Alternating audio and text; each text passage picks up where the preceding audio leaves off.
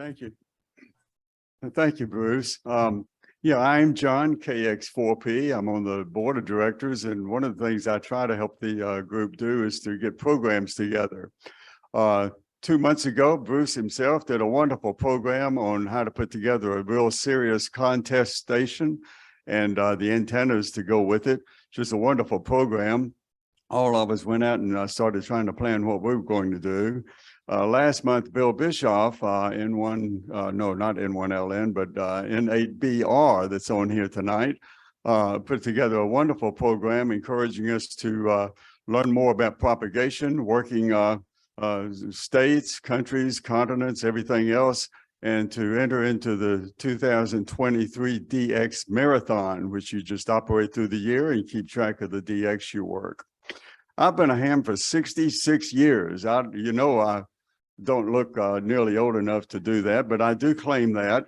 And when I was about 16 years old at the time, together with some other friends in high school, I managed to learn CW, got an amateur radio license, and I could not believe that I could talk a mile by radio through the ether to one of my buddies in high school. Not long after that, I discovered I could work across town. In fact, I could work the surrounding states.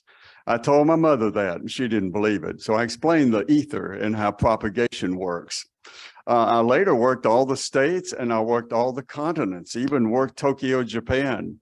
And I explained that to my dad. He still didn't believe it. But the QSL cards started coming in, postcards that I'd worked all these stations around the world. They began to believe in the ether. Well, I thought the ether was real until I went to college and got an engineering degree, and I learned there wasn't any such thing as the ether, that radio waves propagated through free space, empty space. They propagated with no medium that I could understand. I'm still working on Maxwell's equations and trying to understand propagation, but I'm glad to introduce for you tonight a man that maybe can make it much clearer to all of us, the whole phenomena of propagation. If you are familiar with QST magazine or ARRL and also CQ magazine, that 2 months ago, and every month just about, but 2 months ago, there was a full page ad, CQ Shortwave Propagation Handbook, is put together by at least 4 different hams, but the lead ham to put it together, and I think is the main editor, you might correct me on that, is Carl Lutzenschwarb. K9LN. I got that wrong, didn't I, Carl? K9LA, yeah. And I think I've got the city correct, Fort Wayne, Indiana. Yes. So I don't know if he's coming to us by RF propagation through the ether or not, but at least he can explain this to us a little bit better. Carl, I enjoyed meeting you over the phone. I appreciate you taking the opportunity to really be with us tonight and explain all this to us. So before Carl starts, I'd like to ask the folks on Zoom, with the exception of Carl, of course, to please mute your microphones. It looks like most of them are muted, but just to make sure that we have a clear channel for Carl. Okay, that's fine. Carl, it's all yours. Okay, thank you, guys. Good evening to the Orange County radio amateurs. I keep on saying orca, like the whale, but oh well. You gotta think of the food okra. So, yeah, Maxwell's equations and all that. It's easier to think that this is just all smoke and mirrors, so don't worry about it too much. The major thrust of what I'm going to talk about tonight is encouraging you to get on the higher HF bands, 15, 12, and 10 meters, because they're doing very well right now. And they're doing so because of where we are in solar cycle 25. So we're going to take a look at about 4 different things. And well, let's get started here. See if I can share my screen. Share screen. Yep, look at that. Boy, the wonder of electronics. This is amazing. Okay, it came up on my screen. Let me go to full screen here. Okay, it's full screen at my place. So let me know when it's up there.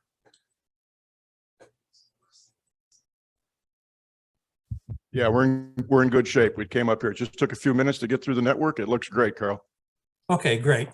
So the title is Get Radioactive During Solar Cycle 25. And again, I'm Carl, K9LA. If you forget my call, I always use some pretty good phonetics. Kaleidoscope 9, Liechtenstein, Afghanistan. So there, and maybe that helps you remember it. So let's get going to what we're going to talk about. We'll give you a brief update on solar cycle 25. In other words, where in the heck is it going? Then we'll talk about space weather. There are a lot of numbers out there on the internet. Which ones are important and how do they tie to propagation? Now, if you don't want to go through all those numbers, there's another way to see what's going on. It's look at some of the websites that have real-time propagation. So we can tell what's going on right now. And that'll say, hey, 10 meters, there's a lot of activity. I better get on. And then I'll talk about some simple antennas for 15, 12, and 10 meters. Because as cycle 25 continues its ascent, we're going to enjoy worldwide propagation with modest station, 100 watts, and simple antennas for the next several years on 15, 12, and 10. So let's go to the first of the four big items in cycle 25.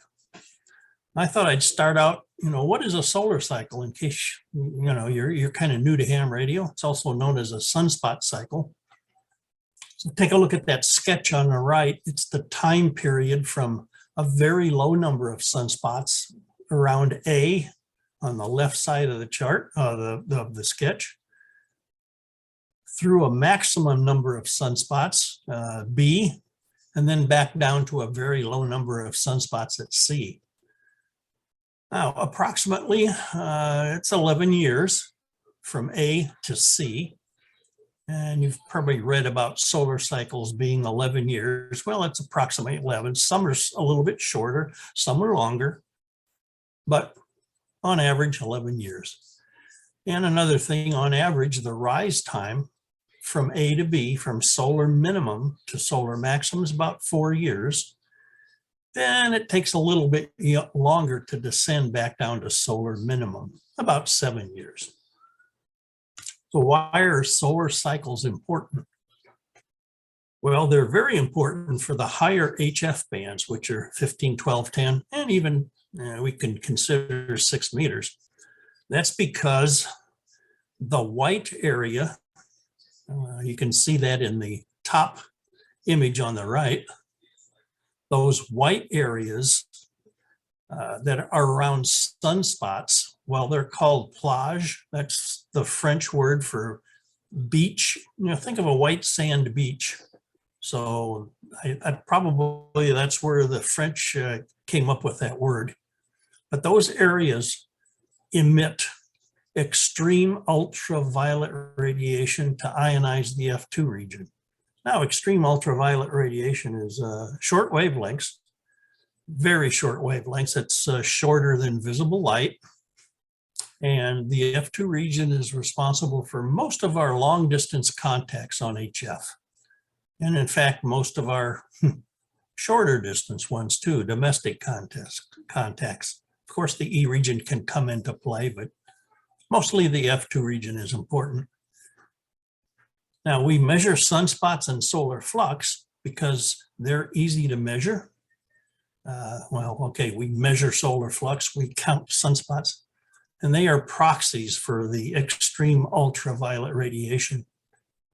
When we have more sunspots, we have more extreme ultraviolet radiation, and that means the F2 region is much better, and that gives us the best propagation on the higher HF bands. And the sketch on the lower right shows best propagation around solar maximum on 15, 12, 10, and 6 meters. Sunspot cycles are also important on the low bands, 160, 80, 60, 40 meters. When we have less sunspots, there's less ionospheric absorption in the D region. There's less disturbances from the sun at solar minimum, and that gives us the best propagation on the low bands. In general, 30, 20, and 17 meters are good throughout a solar cycle. So if you can only put up one antenna, it's probably best to put it up for 20 meters because you'll be able to work lots of stuff throughout the entire 11-year solar cycle. Okay, it's always good to look at recorded history because that may give us an idea where the current solar cycle may be headed. So that's what this Excel plot does. It plots the maximum smooth sunspot number for each of the previous 24 solar cycles. Now, what's a smooth sunspot number? Well, there are daily sunspot numbers.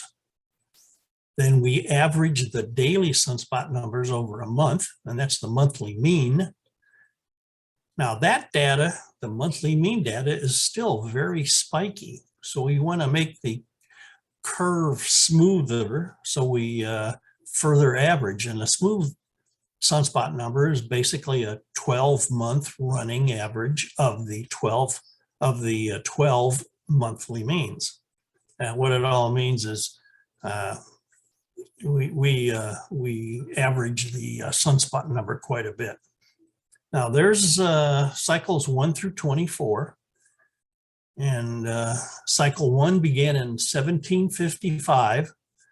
I bet NX4P wasn't even around for that. I'll bet. And I wasn't either, so whatever. It began in 1755. You've probably heard of the Maunder minimum when there were very few sunspots from about 1645 to 1715.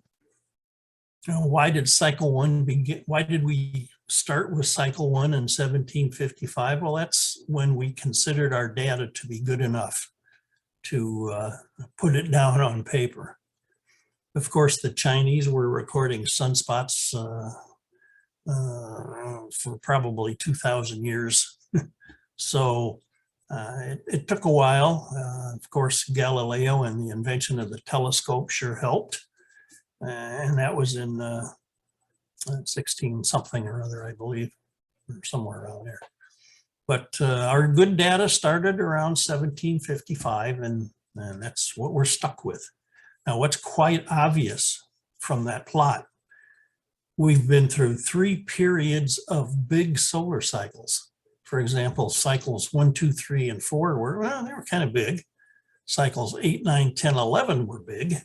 And cycles 17, 18, 19, 20, 21, 22, and 23 were kind of big also. Cycle 24, the previous one, was small. It's the smallest, was the smallest in our lifetimes, and it's the 4th smallest in recorded history. Now, you can also see that since we've gone through 3 periods of big cycles, we've gone through 2 periods of small cycles. Cycles 5, 6, and 7 were very small. Cycles 12, 13, 14, 15, 16 were small, not as small as 5, 6, and 7, but they were down there. They certainly weren't as big as the 3 periods of big solar cycles. So that's the big question with cycle 25. Is it going to keep us in a period of small solar cycles, or is something else going to happen? You know, unless the sun comes out of this pattern, it kind of suggests cycle 25 is going to be small, and maybe even 26, maybe even 27. And I've annotated a couple of the cycles on there. In green is cycle 19. That was the largest in recorded history. It peaked in 57, 58 timeframe. And I'm sure NX4P has good recollection of cycle 19. I got my novice in 1961, so I was on the downside of cycle 19. Of course, I didn't know anything about solar cycles back then, so it didn't really matter. Cycle 21, it peaked in 1979. It was a moderately big cycle. Cycle 23, it peaked in about 2000. And if you take the average of all the maximums of the 24 solar cycles, cycle 23 was right around the average. So it's an average, it was an average cycle. And of course, as I said, cycle 24, well, it's a small cycle. So how is cycle 25 doing? Well, the red curve is the cycle 25 to date. The latest monthly mean data was from October. Of course, another, once we have the whole month of November, then we got another month of data. We have 29 months of smooth sunspot numbers. And what I've also plotted on that chart is a small cycle, cycle 24, that's in green. An average cycle, cycle 23, that's in orange. And a moderately big cycle in blue, cycle 21. It's kind of obvious right now, at least. It looks like we're going to have a small cycle. I doubt if we'll have a big cycle, but there's always the chance that we'll have an average cycle if things starts picking up here. So far, November hasn't shown that. So we'll just have to wait and see what happens. Now, as it stands right now, there are enough sunspots. Well, in reality, that means there's enough extreme ultraviolet coming from the sun for worldwide propagation on 10 meters. And of course, that means 12 meters and 15 meters and 20 meters, or 17 and 20, et cetera. So all we can do is wait and see what's going to happen. And remember, I said that the average rise time is about 4 years. So we're a little bit over halfway up the ascent of cycle 25. So I'll let you know in a couple of years what happened. Okay, space weather. There are a lot of parameters out there. And that's good because it generates lots of interest. What parameters are important for us as amateur radio operators? Well, in my opinion, there's basically 3 parameters that we should pay attention to. First is the daily solar flux, SFI, solar flux index. It can range from 65 at solar minimum to over 350 for a big solar maximum. Tied to solar flux is the sunspot number. On a daily basis, it can range from 0. In other words, there are no sunspots. In fact, we had lots of days of no sunspots at the last solar minimum. And it can go up to over 300 when we hit the maximum of a big solar cycle. And what both of them tell us is how much F2 region ionization there could be. And again, the F2 region is pretty important for our amateur radio activities. The other index, the third one, is the K index. That's a 3-hour index. In other words, it's reported every 3 hours. So there's 8 of them throughout the day. It reports the activity of the Earth's magnetic field. If the Earth's magnetic field is quiet, that's when the K is 0. Or if it's extremely disturbed, when K equals 9. Now the K index is on a logarithmic scale. So changing from 0 to 1, 1 to 2 is a pretty big step. We also have an A index. It's a daily index, in other words, a 24-hour, so it's coarser, and it's the average of the 8 K indices. But it's best to pay attention to the K index because it's every 3 hours, and it gives a good short-term indication of what might be going on. When the K index gets greater than 3, that can cause the F2 region MUF, maximum usable frequency, to decrease. And what's a maximum usable frequency? Well, for a given path, for example, Fort Wayne to down to North Carolina, at a given time of day, during a given month, during where we are in a solar cycle, there's a maximum frequency that'll propagate from Fort Wayne to North Carolina. If the frequency is higher, it will go through the ionosphere and it won't be refracted or bent enough to come back to Earth. So that's a maximum usable frequency. There's also a lowest usable frequency, and it's based on basically the losses involved in your setup. And if you go below that frequency, the signal is going to be below the noise. So it would be really nice if we could take the current space weather indices, in other words, SFI, SN, and K, and tell what the ionosphere is doing right now. Unfortunately, we can't do that. So here's a figure that hopefully kind of shows that.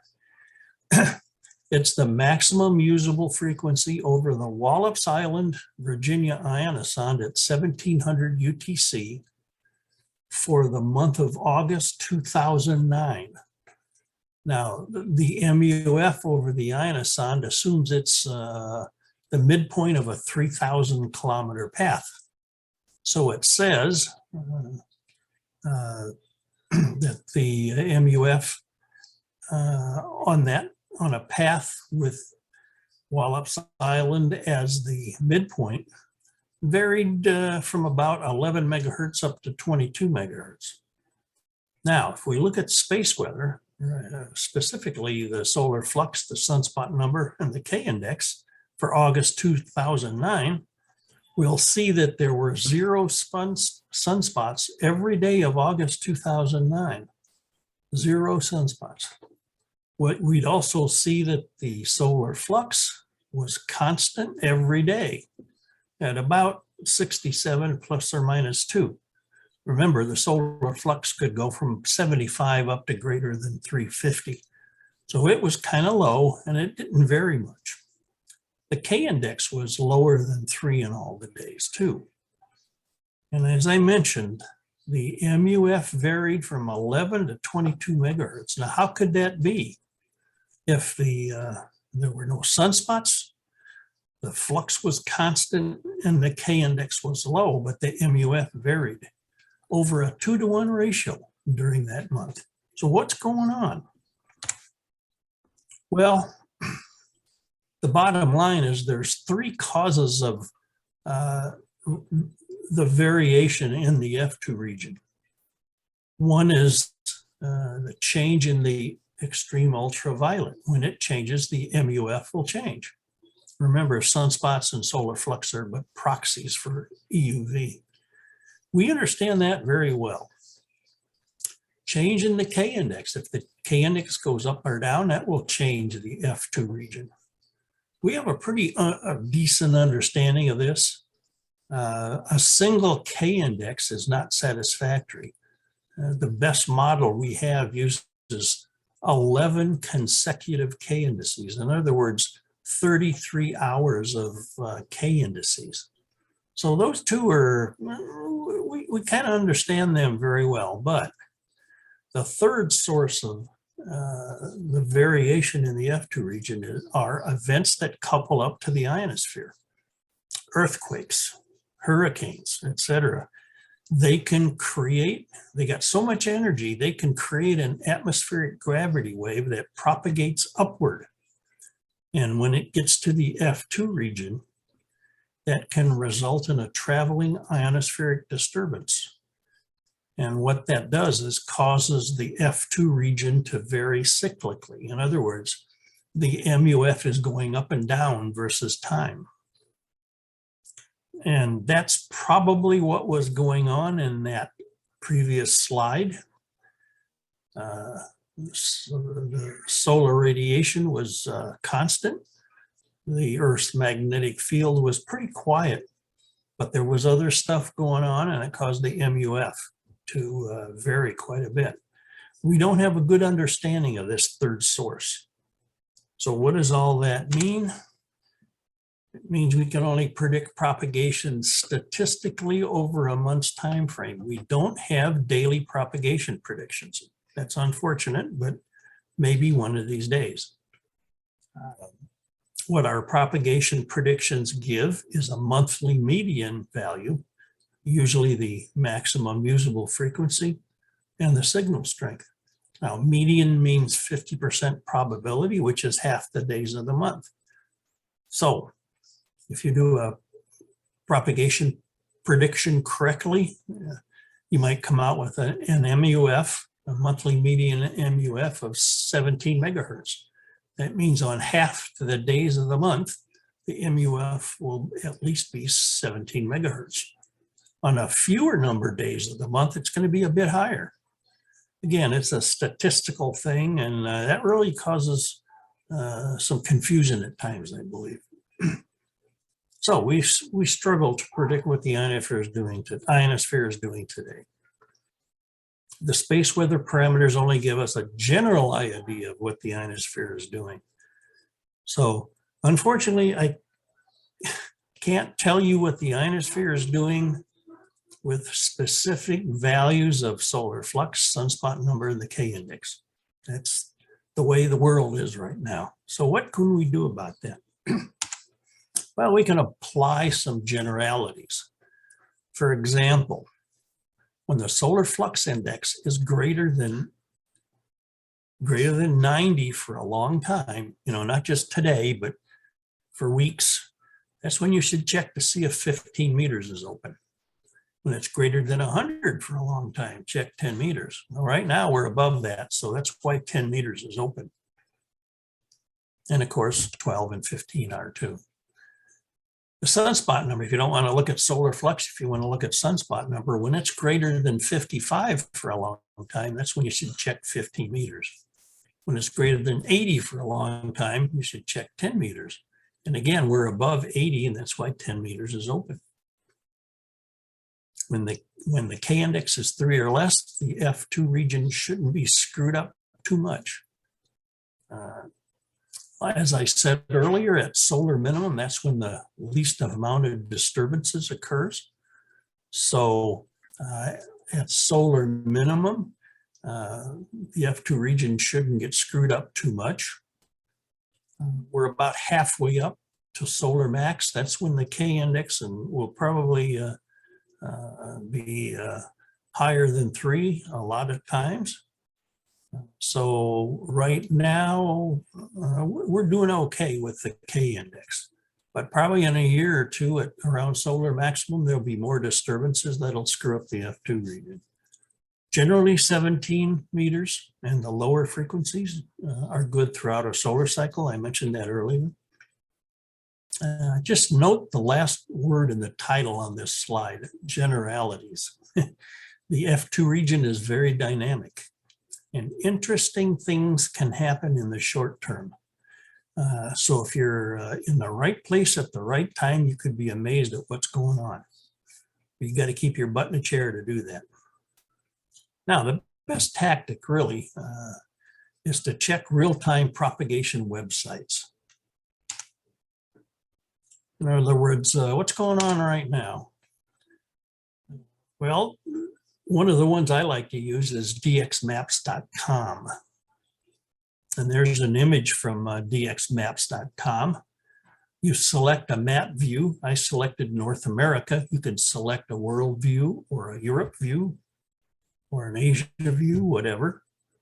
And then you select the band. This is 10 meters. And it shows who is working who pretty much in real time. And you can see there's lots of activity. This was, well, shoot, I don't have the date on what it was, but it was earlier in this month. So it says, hey, I better get on 10 meters because there's lots of stuff going on. There are other websites that do similar results.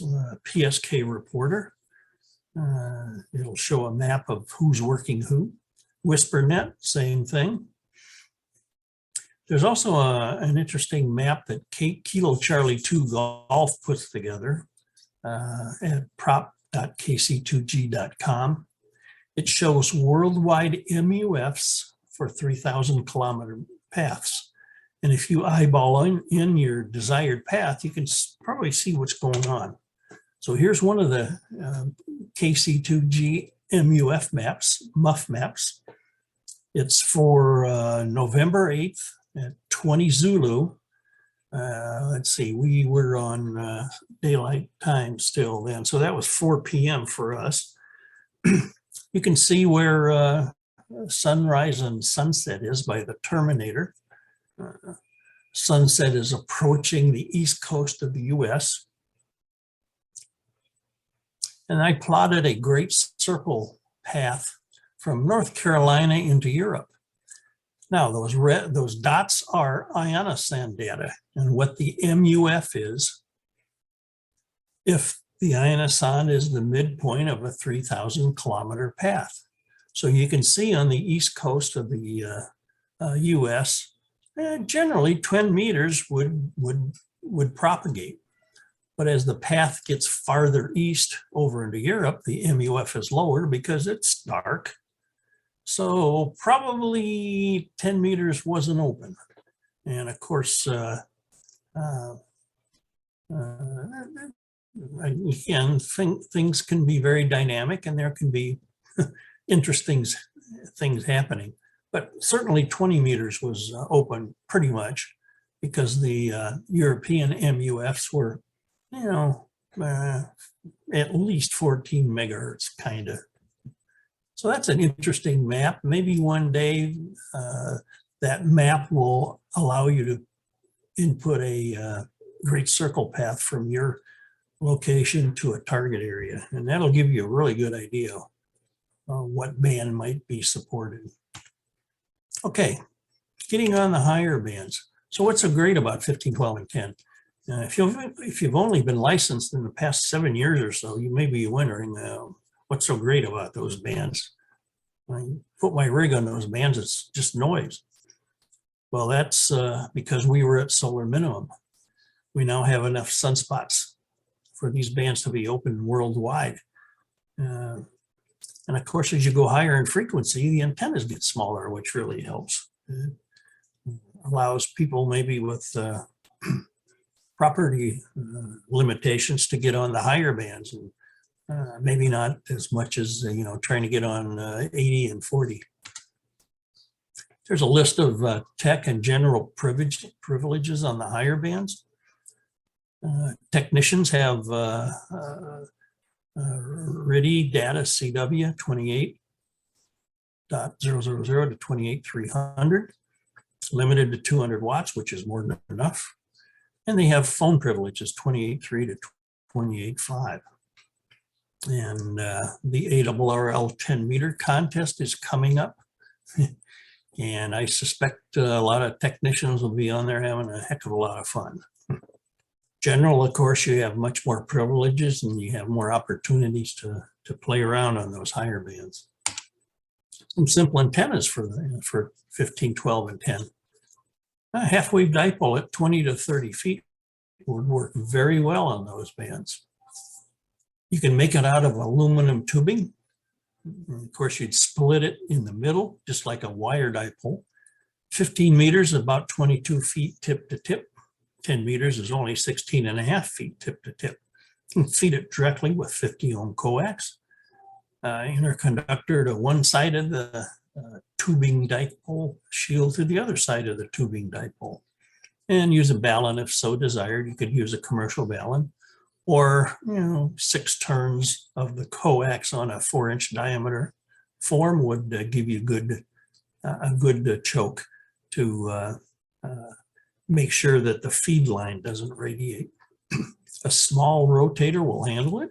If you don't have a rotator, I'd suggest orienting the length of the tubing in the north-south direction. So the best propagation would be to the east, Europe, and to the west coast, Pacific, etc. You could also use your 40-meter dipole or 40-meter inverted V on those 3 bands. You're going to need to use your rig's internal antenna tuner or an external antenna tuner. So when are these bands open during the day? These bands being 15, 12, and 10. Well, basically propagation follows the sun on those bands. In the mornings, look to the northeast through southeast, and there's the areas: Europe, Africa, Caribbean, South America, Central America. Around local noon, look to the southeast through southwest, Africa, Caribbean, South America, Central America, Australia, New Zealand. Afternoon and evening, look to the southwest through northwest.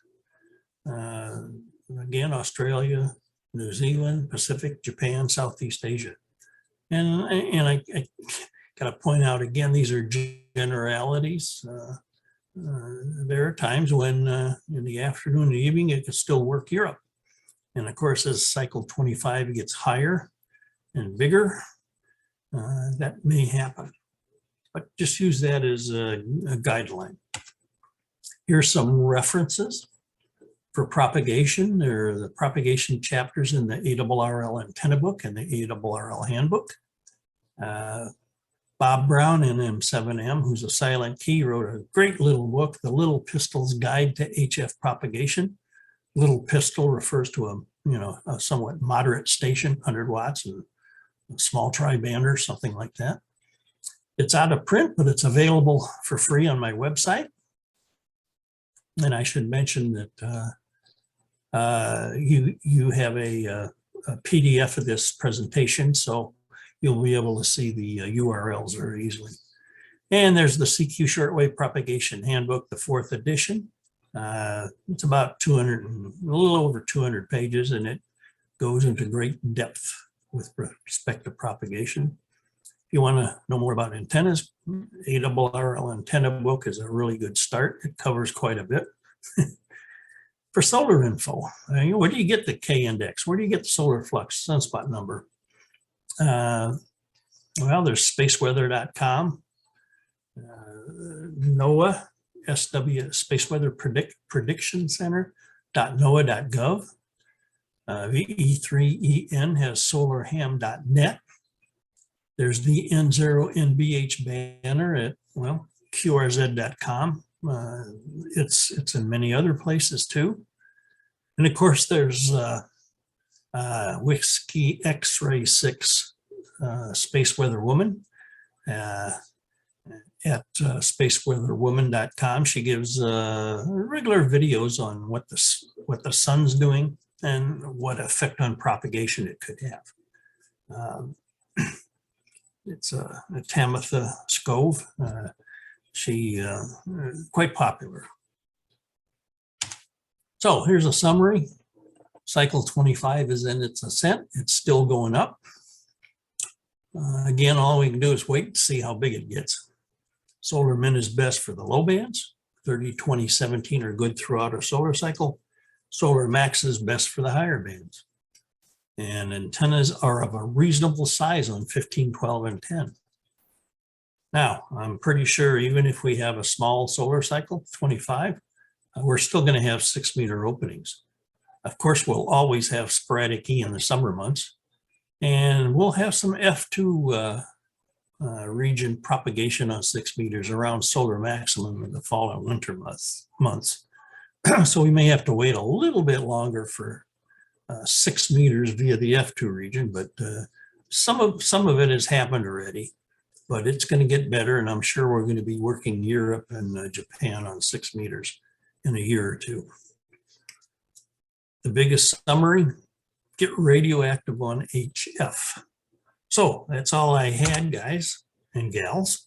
If there are any questions, I can certainly entertain them. If not, Do we have any questions? If we have some questions in the room, I'll bring the microphone around so everybody can hear the question. We have any questions for Carl? I've got one. Let me start off with one question.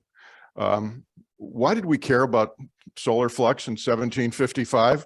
I mean, I think it's interesting that they were tracking it, but you know, when I saw that, and by the way, I do have the PDF. We'll have this posted, the presentation posted on our YouTube channel, and I also have the PDF. Why was it tracked that long ago? Oh, it wasn't. I should have mentioned that, I suppose. You know, sunspots were counted for a long time. Of course, sunspots are are counted by humans, which there can be bias in there. Solar flux was not started until 1947. That's because there were surplus radar units from World War II that operated on 10.7 centimeters, which is around 2,800 megahertz. And so the solar flux measurements didn't start until 1947. What it says is our longest record back in time are sunspots. And so we got to work with those. Excellent, thank you. Any questions in the room? Quiet group. Any questions on Zoom? If you have a question on Zoom, let's try something new. Go ahead and unmute yourself and ask the question. Quiet group. Let me make an observation. I believe I mentioned this on one of the, it could have been, well, no, it wouldn't have been the September meeting. When in October, CQ Worldwide Sideband Contest, I think it was the last. I used to do multi-operator contest from my house, but I got older, COVID hit, station got smaller. That was a presentation from a couple of months ago. So what I wanted to do was do a single band contest. And I love 15 meters. Why? Well, I usually have pretty decent antennas for it. As Carl pointed out, the antennas can be smaller, so they're easier to manage. And also, it's usually not open at night. So I get to sleep at night and I get to get up at a reasonable time in the morning. It closes sometime in the, usually, especially this time of sunspot cycle, you know, early evening, you know, 7, 8 o'clock, something like that. So I figured, oh, this is going to work out fine. So I got everything set up for a single band 15-meter entry. And I did something I've never done before. I ran without spotting. Okay, I usually run CW, first of all. So you've got the skimmers and stuff to give you all the spot information, but I ran without any kind of a DX cluster. So I get on, you know, we have dinner and I said to Lori, I'm going to go in and just, you know, tune across the band and, you know, I'll probably work somebody in Hawaii and that'll be on for sure. And if I'm lucky, maybe I'll get Alaska, you know, this time of night. Because again, if you go back to what Carl had in his presentation, late afternoon, go west. Okay, look for Hawaii, look for Australia, look for New Zealand. Well, I was in the radio room for probably 2.5 hours, not the 10 minutes to work the two countries. And I've got a K3S with a pan adapter. And since I wasn't running a cluster, I can see all the signals. So I just would tune from signal to signal to signal to signal. And I don't know how many countries I had in the log from that 2.5 hours, but I did work Australia. I did work Hawaii. I did work Alaska. I worked Japan. I worked China. I worked, let's see, somewhere in Indonesia. I worked a couple stations in the Marshall Islands. It was absolutely wide open. And that was from probably 6 o'clock at night, 6 or 7 o'clock, whatever time the contest started. Actually, it could have been 8 o'clock at night. So it could 8 o'clock at night to about 10 o'clock at night. 15 was wide open. Then the next morning, okay, what did Carl say? Well, daytime, you're probably going to be going east. So I got up hoping it would be open sometime around 7:30, 8 o'clock. Well, I'm glad I got up early because at 7:05, 15 meters opened up into Europe on Saturday, and it was open all day into Europe until it started to get dark in Europe. And then remember the slide Carl had up with the Terminator with the gray line coming across as the sun is setting? Well, I turned one of my beams. I've got 4 beams for 15 meters. That's another reason why I like 15 meters. I turned one of them to South America. So I just followed the sun through South America. And at the same time, I had another one pointed on Japan. Well, Japan starts hitting the gray line. So then I started running JAs, okay, before I started going back into Australia again. Same thing on Sunday. At the end of the weekend, I had 122 countries in the log. So everything he said, we already know it's true, but I got to experience it at the end of October. Could I have done that last year? Hell no. But the sunspots are coming up. Now, Pete back there, N4KW, and I operate in weekly Wednesday CWTs. It's a CW 1 hour sprint that goes from now, it's standard time, 8 a.m. to 9 a.m. and then the afternoon from 2 a.m. to 3 a.m. PM, excuse me. Sorry. Yeah, I don't do there's another one that I don't do. It's too late. So Pete mentioned that he worked a specific station and it was HS0. I don't remember the last one either, but where's HS0? We're working this, middle of the day, usually work in Europe, Thailand. He called Pete and he also called me. Okay, so this was probably 20 meters, could have been 15. I worked him twice. I worked him on 15 and on 20. And I think Pete worked him on 20 maybe. Okay, so, listen to Carl. If you want to get involved in some DX and the DX marathon, put up, if you already have a 10-meter antenna, think about a multi-band one, something for 15, depending on your license class, you could have a lot of fun here. Yeah, I should mention the latest On the Air magazine from the ARRL has a construction article for a small 10-meter beam, a Moxon, and it's small because the ends are bent a little bit, gives gain. You put it up 20, 30 feet and you're going to have a heck of a lot of fun. Also, it's always good to build something yourself and use it.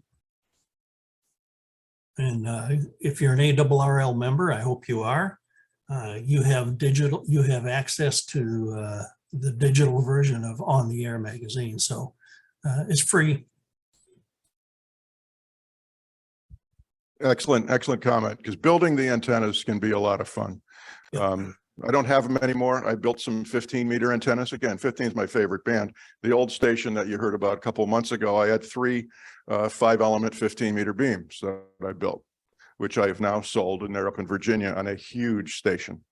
But, those were homebrew, a lot of fun. Okay, any potential other questions for Carl that you thought about? Yes, Bruce. Wilson. Go ahead, Wilson. Hi, Carl. Thanks for getting on. Heard you before and always enjoy it. On a slightly different tack, what about one way? I think I have experienced it, and I heard 2 people talking about it the other day. They seem to be getting it pretty strongly. In other words, somebody was hearing somebody quite strongly and called them, but could not be heard. Is it for real, or is it just some people have bad receivers? No, I think it's something for real. I've experienced, and a lot of others have. There are a lot of obvious answers, like one guy's running a kilowatt and the other guy's running QRP, or one guy has a low noise environment, the other guy has a high noise environment. But I still think there's some ionospheric reasons, but I don't understand them. I've seen it on 160 meters. I've seen it on 10 meters. So I think it's a real phenomena. We just don't understand it good enough yet. Yeah, we got a question here in the room from, thank you very much, Carl. Wilson, you got a follow up for that, or can I go to the next question? Move on. Okay, here's a question from John, KX4P. Yeah, Carl, thanks so much for the presentation. I really enjoyed it. But Wilson's question reminded me of an event I've experienced, I can't remember just when, 2 or 3 years ago. There's a Sunday night group that I've kind of the net control of on Sunday night. Some of them down in Alabama, I'm in North Carolina, some of them up in Virginia, another one out in Ohio. And we get on every Sunday night, and we've done that for over 30 years. But about 2 years ago, there was a phenomenon one Sunday evening that lasted for maybe, I would say, 2 minutes. And the fellow in Virginia, I'm in North Carolina. The fellow in Virginia was talking, and all of a sudden, there was a phenomenon that lasted for about 2 minutes that was what I think is called a long delayed echo, where he would say, hello, and you would hear a long time later, hello. It may have been even 5 or 6 seconds later. And it occurred for, maybe 3 or 4 minutes. And I think I know what caused that, but it'd be interesting if you had some experience with that or explanation about it, Carl. Yeah, long delayed echoes, I think were first recognized in the 30s over in Europe. And in the late 60s, there was a rekindled interest, and QST ran some articles on them. It's quite interesting. The delays can be maybe a couple seconds, which is significantly longer than round the world. Round the world is only about 140 milliseconds or something like that, a seventh of a second. But there have been some pretty long ones. And of course, you start wondering about, is somebody, playing something on you, a game on you or something like that. But there are some solid scientific explanations. I'm not sure it's been pinned down enough yet, but it could be following the Earth's magnetic field lines into outer space and back down. That's a possibility, and there's some other explanations, and it would take quite a while to go over stuff like that. But yeah, when stuff like that happens, it really piques your interest, doesn't it? Okay, excellent. Any other questions? While Carl was on that one page talking about the sunspots, the solar flux and stuff, I just brought up on my phone, I brought up DX Summit because I just look at that every morning to see what's going on 160. And right now the solar flux is 142. The sunspots are 77 and the K index is 1. And it's been there, like you said, for quite a while. So, that's why every week when we have the 10-meter net, well, not every week, because this week it was very quiet, but every week, Carl, we have a 10-meter net on 28,450, Monday nights, 8 p.m. locally. And recently we've had to, the rule is if there's somebody on that frequency, we just go up or down 5. And we have had to do that because there's a station in South America that's typically on. There's some, usually talking to somebody in California. We might not be able to hear both of them. One of them's, just from propagation and where they're going over us or whatever. But we have had to move a few times. So 10 meters is going to be open tomorrow. Okay. Anything else? Okay, Carl, thank you very much. We really appreciate it. Oh, wait a minute. We got another question. Wilson's got one. Go ahead. Oh, we can't let Carl, he's a valuable resource. We can't let him get away easy. Carl, what about spotty propagation? I know I've heard just a little bit about transequatorial, but even more spotty than, more than transequatorial. One strong station in Chile and nothing else on 20 meters. And I've seen it on New Zealand.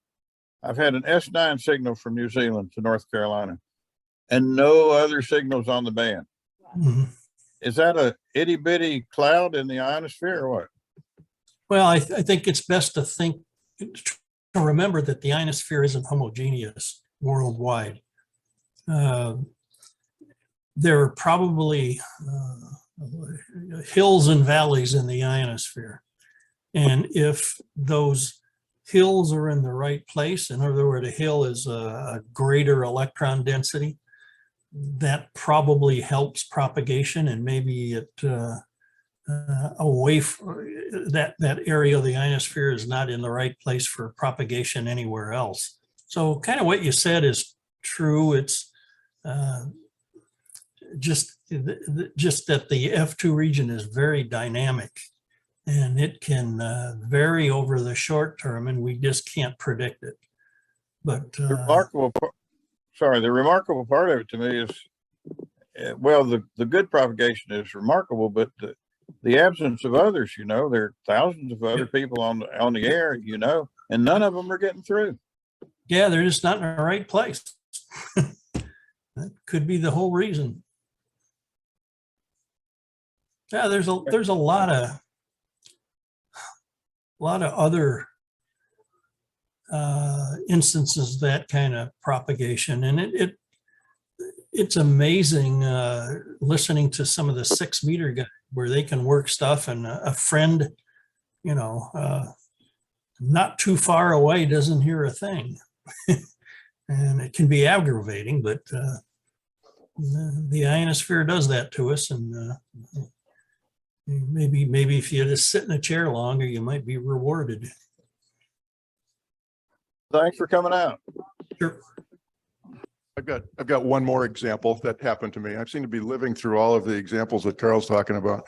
Djibouti was recently on with a de-expedition, east coast of Africa.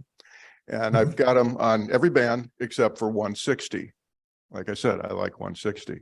So I'm sitting there, you know, listening to everybody on the East Coast working this guy, and they're running split, which we're going to try next Monday night on the net, so everybody can learn how to run split, get ready for next year's DX Marathon.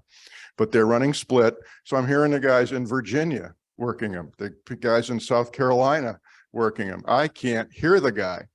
Right. So I came back about 2 hours later. Lori and I were watching something on streaming. So I said, well, okay, between shows, episode 5 and 6 or whatever it was, I'm going back into the radio room and, you know, walk in the room and I can hear them. Finally. Second call in the log, new country on 160. So I was living that thing that Wilson was talking about also. I mean, everybody all around me is working them like crazy, because at 160, you can hear the local folks too, usually. And I just could not hear the station in Djibouti, but got them finally. Changed enough. Okay, Carl, thank you very much. Really appreciate it. Great job. Okay. And you're more than welcome to stay if you want to for the rest of the meeting, or you can jump out of here and I'll send you an email when we get this up on YouTube so you can take a look at yourself and see if you like it. So, Okay. Yeah, I'll you very probably much, get out of sir. here. Got to take care of the cat and all that kind of stuff. All right.